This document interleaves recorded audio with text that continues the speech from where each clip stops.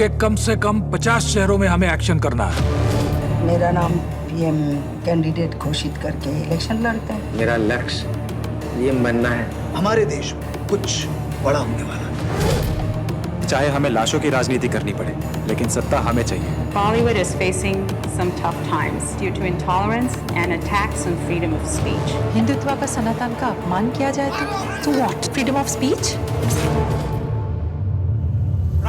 Sir, ये यात्रा वास्तव में चुनाव की तैयारी से ज्यादा देश को जलाने की तैयारी है। जनता की ऐसी चीख निकलनी चाहिए कि 2024 तक सुनाई दे। हम हर उस हाथ को तोड़ देंगे जो इस देश की शांति और अखंडता को भंग करने का प्रयास कर रहा है। कुछ दिन शेरों के सो जाने से जंगल गीदड़ों का नहीं हो जाता। ये कहानी 2025 की है, जब भारत में आम चुनाव का माहौल गरमाया हुआ था। पात्र वीर एक युवा और आदर्शवादी नेता जो बदलाव लाने के लिए राजनीति में आया है। माया एक अनुभवी और चालाक राजनीतिज्ञ जो सत्ता के लिए किसी भी हद तक जा सकती है। अर्जुन एक पत्रकार जो सच्चाई को सामने लाने के लिए प्रतिबद्ध है।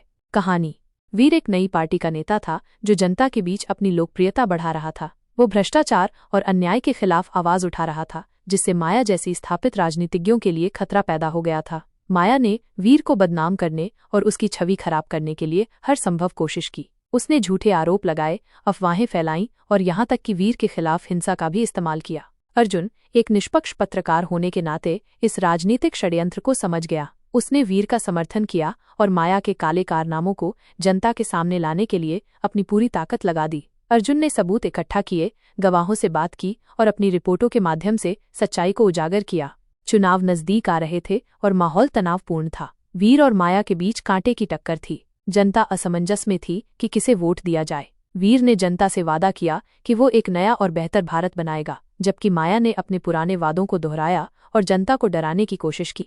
चुनाव के दिन जनता ने वीर पर अपना भरोसा जताया। उसे भारी बहुमत से जीत मिली। माया और उसके साथी हार गए। वीर ने प्रधानमंत्री पद की शपथ ली और देश को एक नई दिशा में ले जाने का संकल्प लिया। ये कहानी दिखाती है कि राजनीति में सच्चाई और ईमानदारी की हमेशा जीत होती है। भले ही रास्ते में कितनी भी मुश्किलें आएं, अगर आपके इरादे नेक हैं और आप जनता के लिए काम करना चाहते हैं तो आपको सफलता जरूर मिलेगी।